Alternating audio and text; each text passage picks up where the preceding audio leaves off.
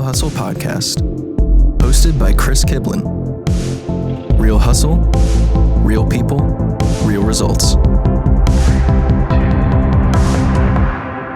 Hey, Dan, how are you? Good. How's it going, man? It's going well. Well, thank you for coming in. I appreciate it. No, I appreciate the invite. I'm really excited to have the opportunity to speak with you. So this is pretty interesting. So I've known you for, 5, 6, 7 years now? At least that. At least that? So it's been quite a bit.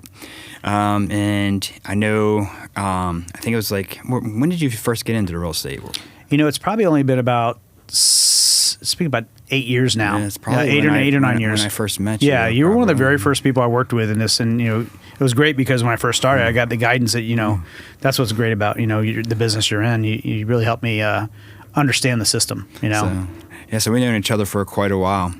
But so what I usually like to do is I like to give everybody a background story about you. Yep. So we start kind of in the leading you up to where you are now. Right. So so you were a very successful restaurant owner, and so tell us a little bit about that and what happened with that. Okay, so I grew up in the restaurant business from a young age, and when I quit college because I just didn't think college was for me, I was smart enough kid, but just didn't have the attitude, and I just wasn't focused enough, so I can go make my money now. It was like I can do it, but I don't know why I'm doing it. So I was in the restaurant business, and as soon as I quit college, the company I was working for, the Radisson Hotel chain, brought me in and said, "Hey, let's put you in a management training program." So I was like, "Great, I'm 19, 20, let's do it, Right. And so it just took off from there, and I just ended up going through that restaurant business. I worked for a company called Bennigan's, which I think they're out now. Yeah, I remember them. Yeah, but that was like a popular place. Yeah. But great training. It was awesome in your early 20s. You're traveling all over, bouncing from restaurant to restaurant, learning a lot from great mentors in the business and learning business. And then I moved to this area. And got to know the Gecko's guys. Yeah. They actually introduced me from a friend, and I started working with those guys. Came from the big corporate style structure to a mom and pop. So I brought some of my corporate structure to them and helped them open 9 restaurants. And then they have 9. They have 9 now. Plus they have other concepts now too. Oh wow, I didn't know that. Yeah. So they obviously very good business guys. They do a really good job, and their food and everything's consistent. Right. And then I had a little falling out just because I always want to grow, and they're like, "Hey, you should be happy with the money you're making. You're doing really well." And I'm like, I want more than that, right? So I parted ways, and I opened my own place, and it was a sports bar similar to Fin Daddy's. It was funny. I don't know if I ever told you this, but the name I got it because when I first met my wife, I'm a surfer. Okay. So we'll go over and travel while we're dating over the East Coast, but she's like, you always see the sharks out there. I was like, yeah, it happens. I've been surfing for all my life. I'm used to it. And I was like, when I open my own place, we're gonna have a great name. We're gonna do this. And I was drinking tequila with her, right? And we're coming up with names, and we just happened to see this place called Fins or something, and then 3 more shots of tequila later, like, Fin Daddy's, who's your daddy, and stuff like that. So she wrote it down in a matchbook, and she kept it, and that was when we were dating. Right. And when we left after 9 years of Gecko's, and we were literally opening a restaurant, we didn't have a name yet, and she pulled that matchbook out and said, "Here's our name." Oh wow! So it was really cool. Story. So we were excited. So it always has a good feeling to me. And then we opened a barbecue restaurant. And then we took on Foxfire Golf Course and helped them concession, and we were doing really well. And then just 07, 08 hit. When that first little crash of real estate and everything's crazy, and we lost it all. That's crazy. And I saw that you worked with Richard Deere for a minute. Yeah. So Richard, I'd known back from when I was in a restaurant. He was a patron, he was a client or a customer of ours. Okay. Got to know him. He's pretty big in town, real estate, or just a very charismatic guy. And he was like, "I'm going to make a fortune in real estate." I was like, "Okay, great." And then we got to know each other, and over time, and he did really well in real estate. I don't know if it was millions or thousands or what, but he's very good at what he does. So we developed a partnership. He helped me with some understanding of the restaurant and actually the business side of buying real estate and buying the businesses.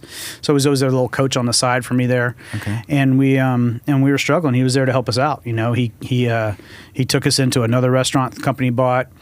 Really helped us get over. We were losing everything. He was there. He's like, "Hey, why don't you help me run this place? We'll all get acclimated and we'll do well. And so it was very important, part of our family that, he jumped in and said, let's all work together and let's all win. So that was awesome. That was awesome. Yeah, because I saw when I was reading your bio about him, and I saw that because I know him from real estate. Yeah, from real estate. So I was like, oh, that's interesting that you two met that way. Yeah, that was pretty cool. Yeah, he's awesome. So then in 2008, lost everything. Yeah. Right, and then you're like, well, shit, what's next, right? Yeah. So what's next? so when Richard took us in and we were kind of running the restaurant, and he was struggling with it was real estate. It was tough, right? It was 07, right. 08. Everything was supposedly going down, and everybody was doing his thing. So he decided the best thing for his business was to sell the business we just got into him with. But it was so cool because when he sold it to the new ownership, he requested that he keep me and my partner, and they did. It was really cool. They kept us. We knew what we were doing, right. So we had some good knowledge. And then I grew apart from that new ownership because he had his minds of he has his ideas of business and I had mine, and right. we decided to part ways. Everything's good. Chris Brown and Mikey, great guys. Very good at what they do. They probably own half a Siesta Key now, I think. That's for sure. Because they own that. Which they have like the Beach Club. The Beach Club. That's what it was. They have that Mexican restaurant across the street. I can't remember the name of it anyway, but they have a whole row there. They have like the summer house, and they have that new sports bar. So they're very good restaurateurs. They know what they're doing, and I was lucky to be a part of their group too. Right. So everybody you work with, you just add to your resume of knowledge and stuff. So I was very fortunate to go through some really tough times and some good times with these guys. So then we decided, okay, so we're going here. You part ways with these guys. So is this when you get in real estate, or? So yeah, I kind of said, I parted ways with Chris and that team, and I was very fortunate because through the connector, Richard Deere introduced me to the owners of the Hooters Group. Okay. And they were in a position to need a general manager, and I had experience, and I was a little older because when they bring young managers into Hooters, it's kind of hard for young managers to manage all these girls and these waitresses and these things that come along with that world of Hooters. So I was older, a little more mature at the time, and it worked out great for all of us. Joe was.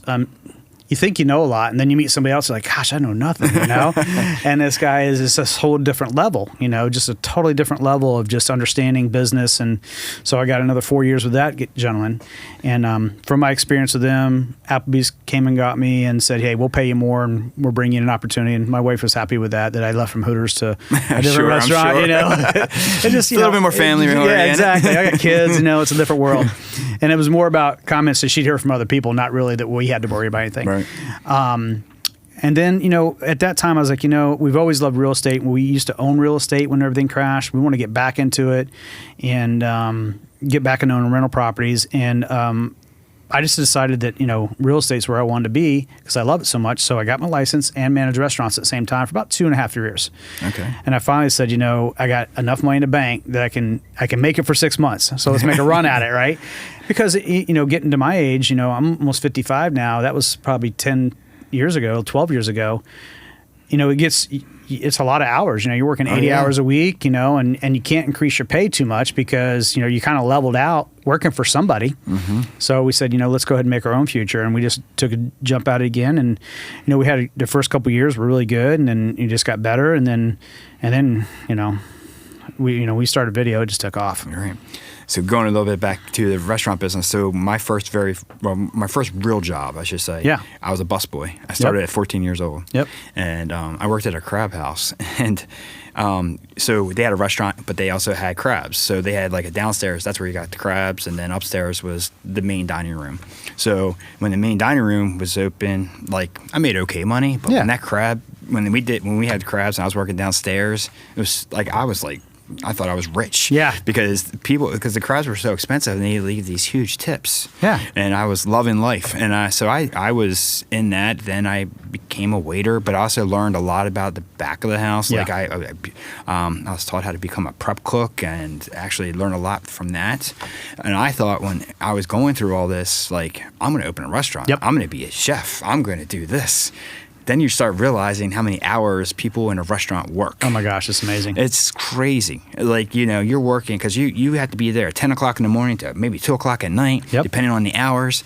Like, so you are living, breathing that restaurant. Yeah, my kids used to come see me at the restaurants. When we had 3 running, my wife would bring them in, and they would run around the beach club and they'd run around in different places. But they grew up around the business. That actually, both my kids still do restaurant work for their first jobs. So and that's the thing. So like it was because that's my mom. She was a bookkeeper for the restaurant. Yep. That's how I got in. And so like she was their bookkeeper, and I came in and they gave me a job. And at 14 years old, but it was just you start seeing it. And I was in the restaurant business, some kind of food industry business, probably from 14 to almost 20, so about 6 years. Yep. And I was like, so that's when and then I joined the Army, but I still I had this thought that I was going to come back and be go to school or be a chef. Yeah, I was going to open a restaurant. But the more I put my head around it, and I was like, then I became a waiter. I think I became a waiter when I got back from the Army.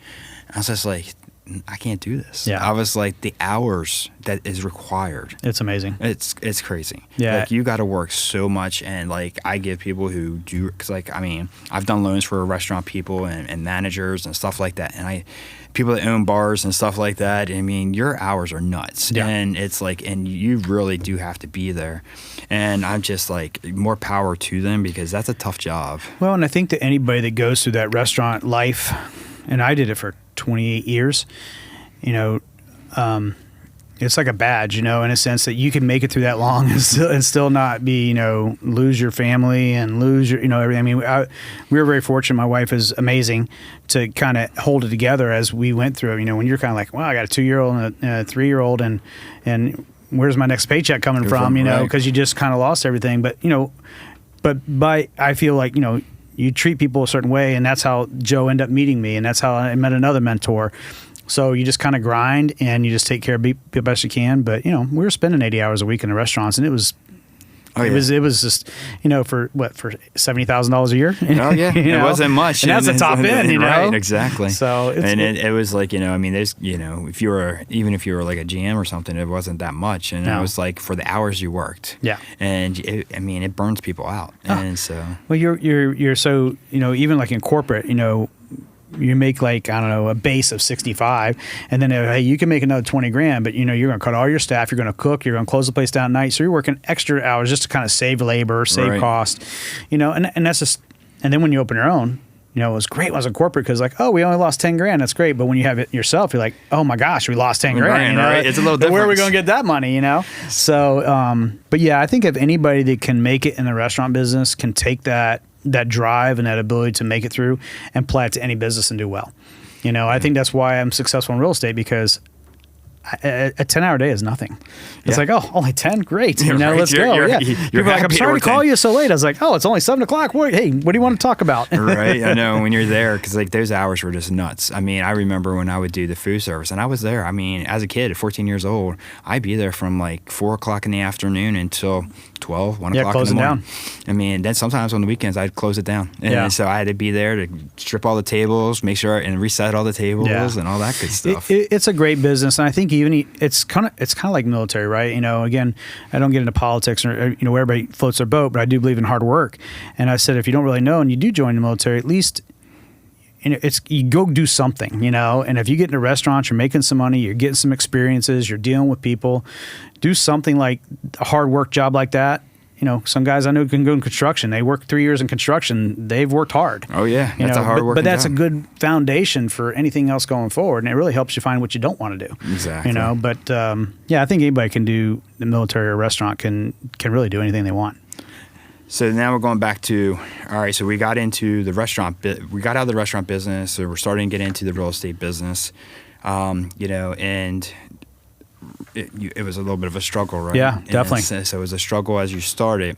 So tell us a little bit about that, and then how you got out, how you started being a successful agent. More. So when we started the restaurant, the very first gentleman I started working for, Jeff Scalera, he's an awesome guy. He just basically said, hey, you'll wish you've done this 10 years later because you had the personality to do this. But he goes, now you're signed on with me, go out and get people. I was like, well, I need to learn how to write a contract. He goes, no, just go find people. Yeah.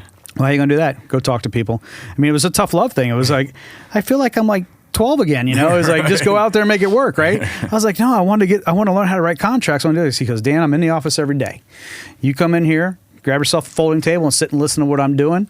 If not, go out and talk to people. And that was it. Oh, wow. And so you're like, oh, wow. But I closed like 5 deals and I was like rich. You know, I was like, oh, I'm making a living, you know, I made 30 grand.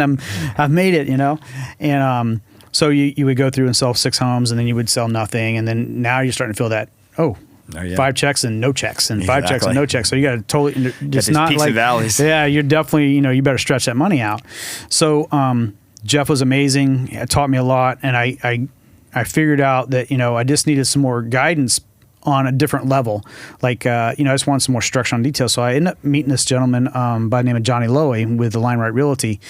And he's just the super showman. You know, he's just very energetic. And I think we talked to him. You know, I think we were at shows together with him, and that's how I met him. I think I actually went with a show with you, and that's how I met Johnny. Yeah, it was. That's exactly how it happened. You invited me to a show, and then I see this guy, and we started talking.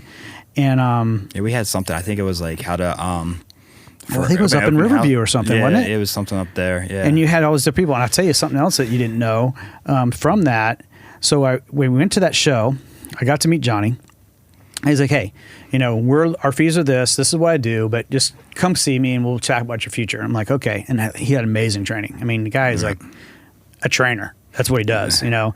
And he's opened a bunch of companies now. But on top of that, I was in their audience and you had this guy on there from Podfest.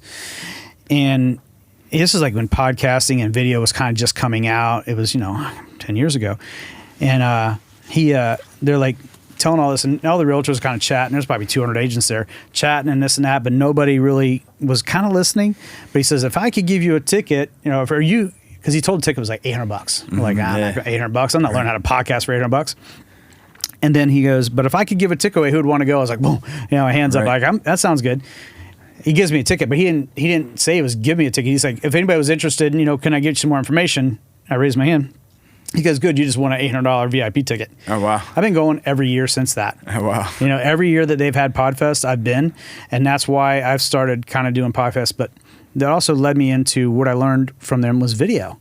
And so between Johnny pushing me to be a trainer, he's like, hey, you got to open your mind.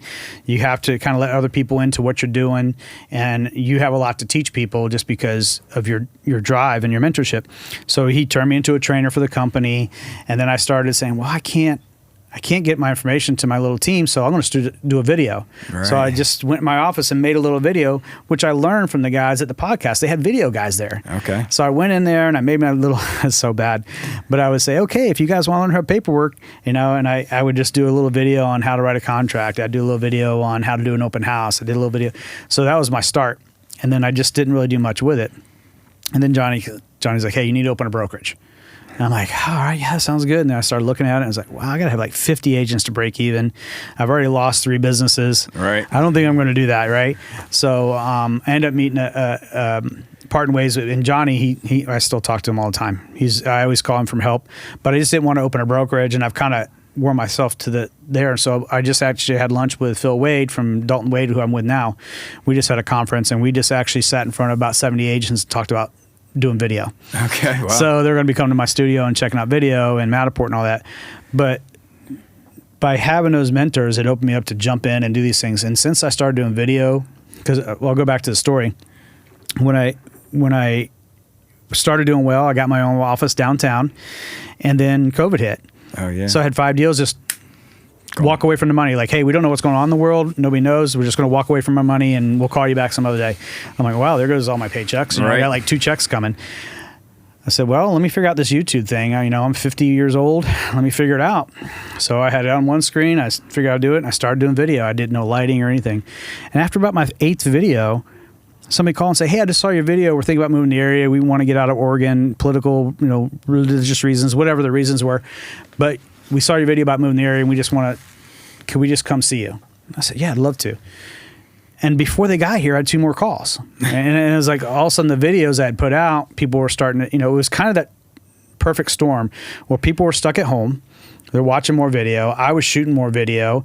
They were thinking about the future for their families, wherever they were living. Maybe it's too cold, or their political reasons, or whatever their states were doing. Taxes were too high because taxes were going up. So as soon as they could get out of this area and get in a car or a plane, they were coming. Right. So I was handling like 11 people a week. Oh wow. 11 people a week coming in town. We're like running them, dropping one piece of a hotel and picking somebody out of the hotel. And I did that for a year and a half. And it was all from just the video. So when we started doing video, and it took my business from, closing 12 houses a year to closing like 35 to 40 houses a year. Wow. And I'm still at that pace now. And I haven't even shot as much video recently because it's just, a lot of agents are doing it right now, and it's a really good thing to do to get on video, but I don't really pass all my stuff out. I work with most everybody I have. And, my team, I put a team together now that we help them together, but I work with everybody that calls me. Oh, okay. So that's the hard part because I can't go do hours and hours of video and then drive them around. Exactly. All day today, I had to go meet an investor's contractor to get supplies to them. Two of my clients I had to meet with their construction builders today, so I did that before I got here, and then I met with Phil and talked video. So, and it's all come from just doing video on YouTube. Because that's the thing. So that's really, one of the things that really interests me. Because so when you started doing your YouTube stuff, was that just organic, or were you promoting it? Were you sponsoring it? Organic. YouTube's free, right? And I didn't have any money, so I was like, well, and before that, I became an open house expert, right? I'd always do it in my house. 60 people would come to my house. You help me out. Yep. You would show up with food and present it to people. And then COVID hit, and nobody's doing open houses anymore. Right? And I figured, if there's 52 Sundays in a year, as long as I, do 30 open houses a year, I'm going to meet somebody that might want to buy a house. Right. And that was very successful for me. And then now that went away when COVID. But so then you had to shift and figure out your new game plan on how you're going to get people. I was like, well, I'll just go ahead and start making video. And I found these guys are really good, and actually they were in Oregon, and it was just about moving to the area, right? And I said, well, I can do that, So I was like, maybe I'll just duplicate this idea. And then they say, hey, steal our ideas. We're showing you how to do it for free on YouTube. So all the learning was for free. You just have to put the time in. Right. But I was spending 10 hours a day in there. My wife didn't know. She's like, what are you doing? I was like, I'm learning video. She goes, you're learning video, and you're a realtor. Right. She's like, what are you doing? I was like, you gotta find people. I said, there's nobody to buy houses right now. So we were very fortunate. The timing worked out. The diligence I worked in, from the restaurant business, the ability to just grind. Right. And it's a grind. You just have to be able to put the time in and let the failures happen, right. and not to be afraid of the failures. And I think that was the biggest thing that I learned through all those restaurant peoples or businesses and stuff is. Just fail and let it go, fail and let it go, Exactly. Because you can get all upset. Losing hundreds of thousands of dollars. I lost, 2 rental properties, 3 restaurants, thousands of dollars with no money. He's like, well, I have time to worry about this. I better figure out how to get the next check. Right. Exactly. And I've always had that. Yeah. So we were very fortunate that YouTube has done what it's done. I've taught it to other agents now. They're successful. But, we opened a podcast studio and a video studio just because of that, because we're doing so much of it. My agents needed help, and so I just opened it so they could do their own. So when you did your podcast and you started doing it and you realized, were you putting out, so tell us like a little bit, so were you putting out content every day? Were you constantly putting it out? Would you put it, was there time frames? Like was it a 5-minute segment here, 10-minute segment there, or how? So I was doing the video first, and actually the podcast stuff is just happening now. I really haven't put my first podcast out, right? I've done a lot of video like this on my YouTube channel and on some little clips because I'm teaching myself. But the way we're setting it up is I'm still making sure that I put enough video out so when anyone move to the area, they can see, things to do, places to eat, places to go, the best neighborhoods in the area, Lakewood Ranch, what's going on in these developments, what the builder's doing, who to talk to about mortgage and, all those things. The podcast that I'm going to is I really want to kind of bleed off that Sarasota, Florida Living channel, and I'm making podcasts with people that are excellent at their business. A little different than yours, only it's kind of like, I really like my dog groomer, right? So I'm going to sit down with my dog groomer and say, this is Susie. This is what they do. This is why we love them. If you really want to know who to, go look at episode 7 and get to see Susie, and then, give them a call. Right. So I'm not charging for it or anything. So it's a shared relationship with a business person. Maybe they'll tell people about me for real estate, and I make sure that people go there, because everybody that calls me, they want to know who I'm using for my mechanic. Yep. You know, who do I, who cuts my grass? So if I can just Who's make your movers? Yeah. So if I can just make a list of landscape. podcasts and promote their business, and then I just look at building relationships.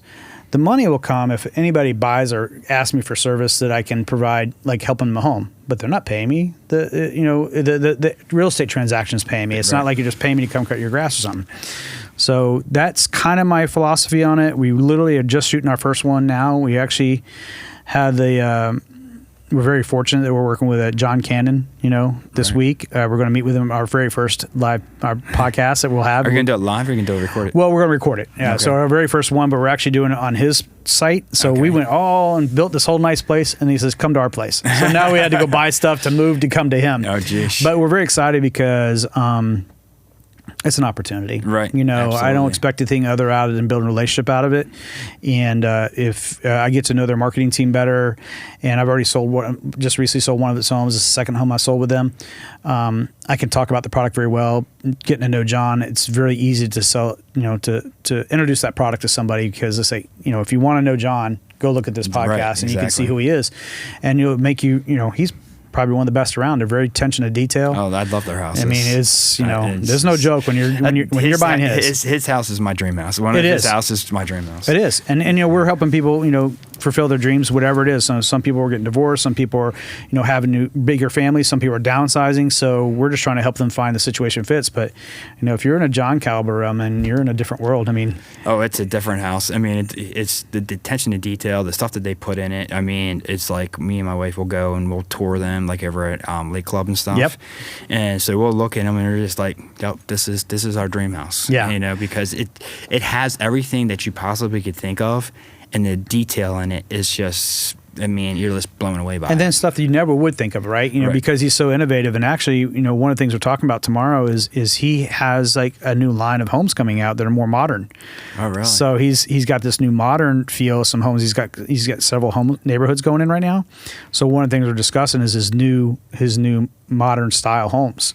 So it's going to be really cool to see. He's going to teach us about it. So he's going to do more of a modern style home here in Sarasota, or because that's going to be different. Oh yeah, right here in Sarasota. Yeah, because that's the one thing that you don't see here is modern, right? The modern style, right? Right.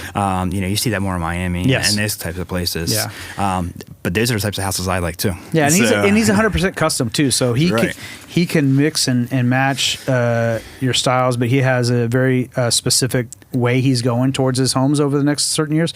And this is just stuff I've briefly chatted with them about. He's going to go much more detail, so we'll obviously be able to follow up with that. And I'll give you all the information. There you go. Because it's pretty cool to work with that caliber of a business person in this town. Yeah, He's a very good name in town, and he's been around for a long time. So I'm honored to have that opportunity to sit with him. I'm a little nervous actually. So it's gonna be but it will be fun. And the thing is like what he does. It's interesting. And the type of detail they are, because I can't think of anybody else that does what he does here. Oh, no, there's no doubt.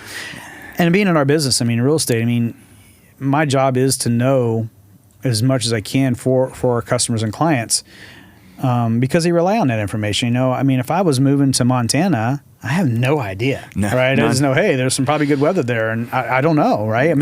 I don't know what's good or bad, or what the schools are, or where I can go camping and stuff. So, I being here for 30 years, I've been up and down this town. When I began, one of the things I did when I just said just go find people, I would just go drive neighborhoods. It's like, I've never been in a neighborhood before, right. So I'm just going to drive this neighborhood. And then I would look up on the MLS and say, okay, what are the prices here? And, what makes this place special? So that's how I studied. And then you run into people. I'm walking around Publix with my card, I was like, okay, I coached baseball here for 10 years. What time do people get off work? So I'm walking around Publix with my cards. Oh, John, how's it going? Did you know I'm Realtor now? That's how I started. It's crazy. Well, you had to do what you had to do, right? But, it worked. So let's get back to because I really want to know. Okay, so as far as I'm assuming for the YouTube channel, because this is really kind of, I'm actually more interested in this too, because I'm trying to grow my own YouTube channel for this, right? Yes. For the podcast. I put every podcast. I have a Real Hustle podcast. Yep. I've seen it. It looks great. So I have it on there, but I need to grow it, right? Right. So what do you do? Because how did you get that? did you? I mean, I guess the question is because you had such good traction from it, and that's where I struggle, is to get the traction from it. And I've had some conversations with some people, and they say for me, like, I need to add, like, instead of having the full podcast, maybe add some, like, what they call shorts. Yes. So where it's a minute or 2 minutes, 3 minutes type of long piece of the podcast, right? Where they can get a quick hit of it. And then if they like it, they'll watch the whole thing. Right. So that's my question is because, obviously you're having success. If you're having all these people calling you, they're finding you. Right. So, like, that's where, how did that come about? So every business is a little different. So for me, a lot of people that get into podcasting are really looking for the affiliated marketing, right? They want to build their channel and they want to have enough viewers and subscribers that the advertisers are interested in and getting spots, right? So for me, it's a different approach because all I want them to do is get to know who I am. Right. So because I don't worry because I probably make $75 a month on my YouTube channel for as far as people coming in. Now, granted, if I was like some of the other agents in town that are very good at what they do, Adam Hancock, Melissa McBride, there's several agents out there spread through all different companies. I know how hard it is, so it's amazing that they're putting like 100 videos out. Wow. I put 35, they're putting one out every other day. But they've built their team around what works for their company. So for you to kind of go that route, it's like, where it's not even about building the money in the first part, it's just getting your presence out, right? Right. So the shorts are basically what they say is like the trailer to your movie, right? Right. So if you do a short and say, hey, Chris, this is what I do, bam, it's on TikTok, if we still have it around, who knows. But you got Facebook Reels, Instagram Reels, YouTube Shorts. So you can make that one short and put it out in 4 or 5 different spots.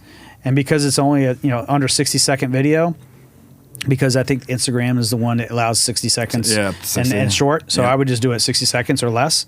And then you just do the same one. So instead of just sending one out, you're sending across 4 platforms. So that's like 4.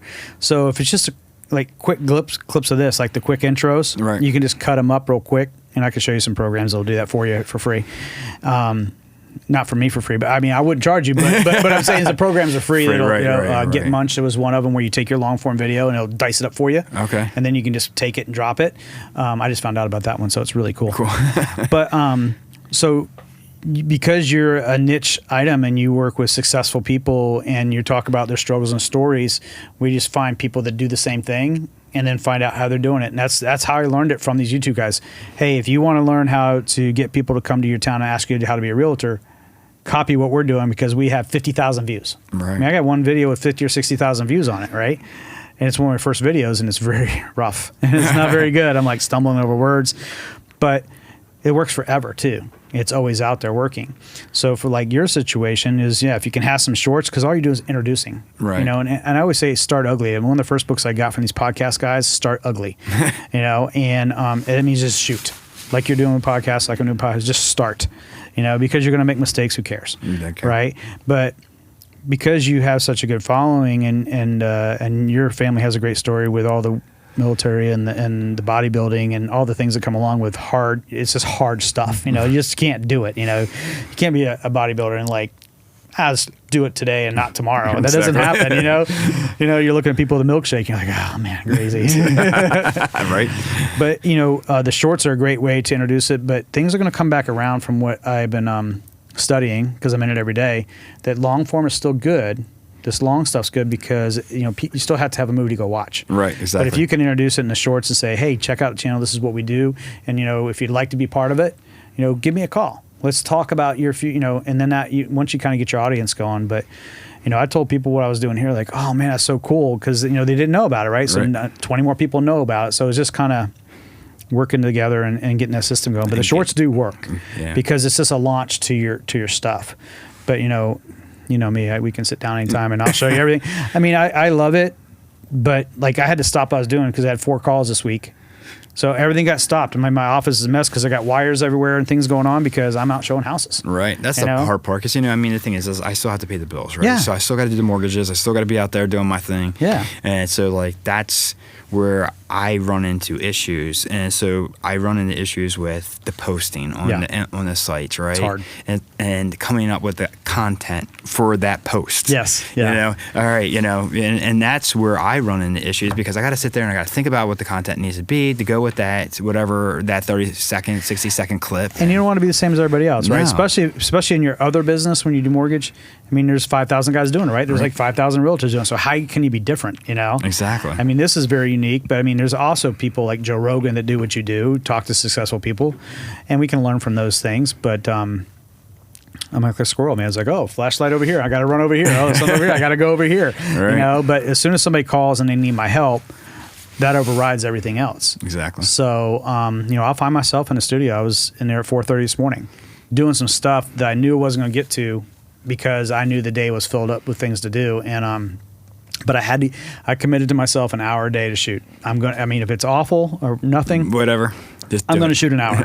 This counts as one of my hours, by the way. He's already put it in there. Exactly. So I was working on wiring this morning, but the same thing. I mean, the topics, if you find what people are doing that are very successful at it, and Gary Vee will be the first one to say this, is, mimic what people are doing, just do your style. Right. And you're already doing a really a popular thing, and people do want to hear success stories, especially the world's going crazy right now. Exactly. Everybody wants to hear success stories, So if you can offer that little 30 minutes away to have a good story and it's in your hometown, it's even more cool. Yeah, that's why I started doing it here. I wanted to do it here, and most of everybody that I have is local. I mean, or they're in the Florida area.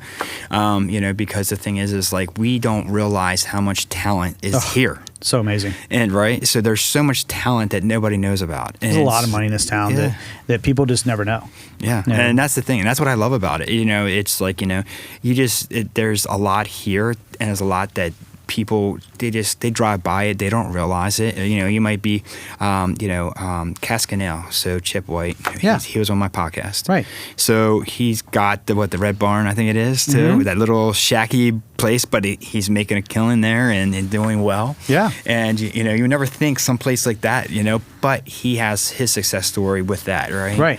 And so it's like people you just don't realize that are here, that are having success, everyday success, that have grown from nothing. And that's why I started this, because I think people want to be heard, and they don't know how to be heard. Yeah. And so that was part of my thing. Like, okay, here's what I went through, right? I struggled in school. I barely graduated. I mean, I struggled in life. I lost everything in 2014. I lost my house. It was foreclosed upon. I had nothing. Yeah. And I moved down here with nothing. Yep. And so, and to build what I had. So and I wanted other people to hear other people's success and build it. You lost it all, and then you rebuilt it. I think the thing is it's okay sometimes. It sucks, right, when we lose everything. But we have to give hope. And that's what I like about this, because so many people, they lose hope. They lose everything and they think it's over. Right. And you got to realize we got one life. So either you need to change your mindset and get out of that, or you need to sit and go, well, I'm never going to change, and this is it. Yeah. And just be negative for the rest of your life. I was always a guy. I was kind of like, I was brought up old school military, and my poor kids, I was kind of suck it up buttercup, Nope. and that's not the way nowadays. I had to say my kids have taught me so much that I didn't even know they were teaching me, because the world is different now than it was when I was growing up. And I was like, oh, you had it so tough. I had to walk up in the snow both ways in the snow, bare feet, whatever. Famous stories, you're not dealing with our issues now, right? But, they'll tell you stories of crazy stuff's going on in the high schools. And I'm sure it was happening when I was there, but not to the level it's going on now. Mm-hmm. So the stuff that my kids deal with now, they're dealing at earlier age. They're both in college right now. My daughter's graduating this semester, and my son's got a couple years. But I learn from them every day, and I become a little more open-minded now, because I was always, again, back to the military ways, like, tight life stuff, deal with it, right? Right, exactly. And I still think there's a good value to that. They both hardworking kids. Luckily they took after the mother because they're smart, and they got full ride scholarships. Where I just had to figure it out, and they're figuring it out too. It's some of the things they tell me, I'm like, man, that's tough to deal with, and you think that they got it so easy, like, oh, they got a car and they got it easy. It's not that easy. No, it's not that. I mean, they still go through their struggles. They still go through their things, right? And that's what I love about like your podcast, because it does say it's okay to fail, right? It lets people know that everybody's dealing with stuff. You're not alone as far as dealing with tough stuff. Your stuff is different than ours, but you still can get through it. And some people turn in and don't deal with it, but this, just when you hear more stories like this, why not hear them and just take a little niche of it, take what they call nuggets, right? Nuggets. Take a little nugget right. and run with it. Something, my daughter's like, now she's Dean's List, amazing, did a great job, but now she doesn't she's getting out of college and she doesn't know what she wants to do. Right. And back when we grew up, it's like, get a job, stay as long as you can. Yep. Don't have your resume bouncing around. I told her, I said, treat it like a class, find a job, go out and get some experience. If you don't like it, move on to the next thing. Exactly. That's There's no... Take the experience and move on. It's not like when we were there. Like, stay there for 20 years and get your retirement and all that. I mean, I want to see successful, but, same thing with my son. I mean, they're going to figure out what they want to do. And at least the society, I feel now, is open-minded to try what you want to try, And, if you just treat people well and keep trying, eventually it'll all come together, They'll figure it out. Yeah, they'll figure it out. I mean, the thing was like, so my son Bryce, he used to do a lot of my video editing and stuff like that. He went and we sent him to Manatee Tech to become a videographer. Wow. And he went there and he did. I mean, he was good at it. Yeah. And he enjoyed it, but then he started not liking it anymore. It wasn't his passion anymore. It wasn't his passion anymore. He lost his passion. And so he decided to join the Coast Guard. Okay. So now he's in the Coast Guard. He just graduated on Friday. Awesome. And so so we flew up there to see him graduate, and now he's going to go do rescue. He's going to be search and rescue. We're fortunate to have people out there who do that. I mean, I don't see how these guys do it. I don't see how paramedics do it. I don't see how firefighters do it. I don't see how police officers do it. I mean, and so like that's the thing. It's like, and every time I see him, I'm like, are you sure this is what you want to do? I'm like, really? That's what you picked? Yeah. But that's what he wanted. And so like, I mean, so his first post is in Massachusetts, and he's basically like a 911 operator as boats call in and say, hey, we're stuck here, or we had a person overboard, and they have to go out on the boat and deal with all that. In the military, man, you learn. I mean, your job is important, because if you don't do it, somebody else loses down too. So you're part of a team that they need you. So that was the big thing for me when I was in the Army. It was like, it showed you that it doesn't matter, and I tell this all the time, it didn't matter where you came from, it didn't matter what part of the country you came from, what color you are, what anything you are. We were all there for each other. Yep. You have to be. And you had to have everybody, because that person next to you might be the person saving your life. Absolutely. And so like, it didn't care. We didn't care. Right. So we didn't care if you're, Midwest or whatever. Yep. Right. Yep. So like you learned how to all grow together in a brotherhood. And so like, it did make you realize like, look, we can get along. We all can get along if we want to. Yeah, we just got a certain goal, to take care of each other. And so, and not be nasty. I was just talking to my last guest about this. Like, there's so much negativity in this world. It's a shame. And we need more positive. Yep. And so that's why I am the way I am, is because like, if I can help just change one person's attitude that day, then I've done something good. You never, and that's why we kind of want to give you the bio. I kind of mentioned the names of some of the mentors, and there's several I've had through life that that they don't even know their mentors, right? Maybe just one conversation having changed an avenue. So you have plenty of mentors through life, and people just make you think. That's important, right? Mm-hmm. You might not like. I mean, I remember my first mentors. I didn't like them because, like, why are you telling me stuff? Why are you telling me what to do? Why? Exactly. But they're just like, they're there for your best interest. But as you get older, I'm actually currently looking for mentors right now. Right. I have a really good team. My photographer, videographer guy is really good. I look to him for some of the information to speed up my learning curve. Jim on our team, he's very detailed. So I'm very fortunate that I can. He's like, Dan, you got a time block. You got your stuff. Oh, yeah, I know, Jim. He goes, Dan, I'm telling you. Right. Come on, slow it down. Stop and think. I'm right. like, all right, Jim, you're right. So I'm nice. I put some good people around myself. Maria is a new partner on our team. She's a new agent. I introduced her. I think we've introduced her to you, but she's bringing some of her skills from her past job in and play too. So we're building a nice little team in there, but we're always looking for somebody that can teach me more, right? So, and I just offered 70 agents free to tell them about video. Right. Whoever does with it is great, but I don't care. I mean, if you do it, great. If you don't, I feel good if I made a difference in your life, If it was just one person that took your stuff, right, and you helped change their life. It'll be a relationship thing, and the new company I built with Sunbiz Studios, I'm not looking to get rich off that. There's no way that people are going to spend thousands of dollars to do this kind of thing. There's just not, there's some of us will do it, right? But not, 1 out of 100, right?